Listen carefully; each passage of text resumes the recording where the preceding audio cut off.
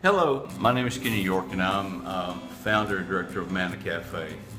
As we've went through this journey of creating Manna Cafe and stuff, we have a lot of stories about encounters that we've had with people. And actually, the one person I wanted to talk to you about today is a gentleman I met in 2004 when I first moved to Nashville, before we even thought about Manna Cafe.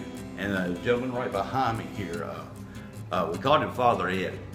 And Father Ed lived in Tent City in Nashville. In fact, we could call him the mayor of Tent City.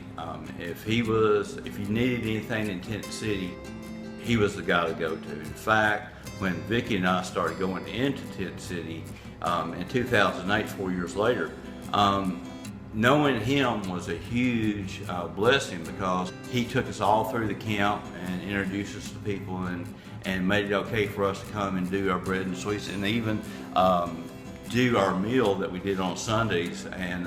But my first encounter with Father Ed was just a weekend before Thanksgiving.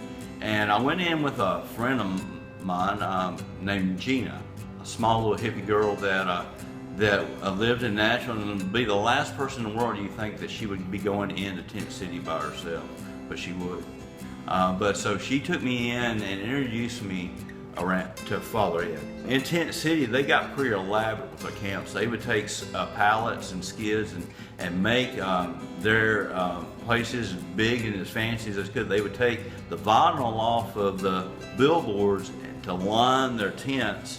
So literally, some of their housing was pretty elaborate, and they were very creative in ways to survive, way to cook, and way to do things. And I was very impressed with that. At Thanksgiving, there's a lot of meals that happen. A lot of churches, everybody thinks they want to feed on Thanksgiving, so churches will do a Thanksgiving meal. As Gina and I was visiting with Father Ed, we were asking what meal was he going to go to. He said, I wish that we could get a turkey, cook our own turkey here, and have our own Thanksgiving meal here in Tent City. Well, I said, do you have the means to do that?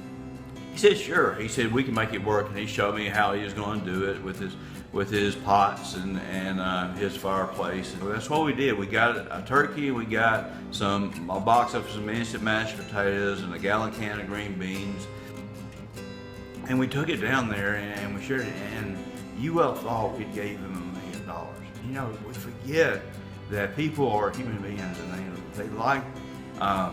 they don't always like the handout. They want to be able to do for themselves, and it helps to restore that dignity that I talk about so much, is that even providing them a way where they could cook their own turkey and stuff that day.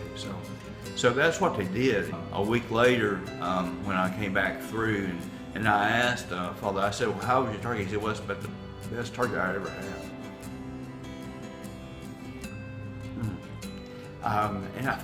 And I know it's because he was able to cook for himself. And the whole camp came together, and they had turkey, and they had green beans, and they had mashed potatoes, and they made gravy, and they did all this stuff.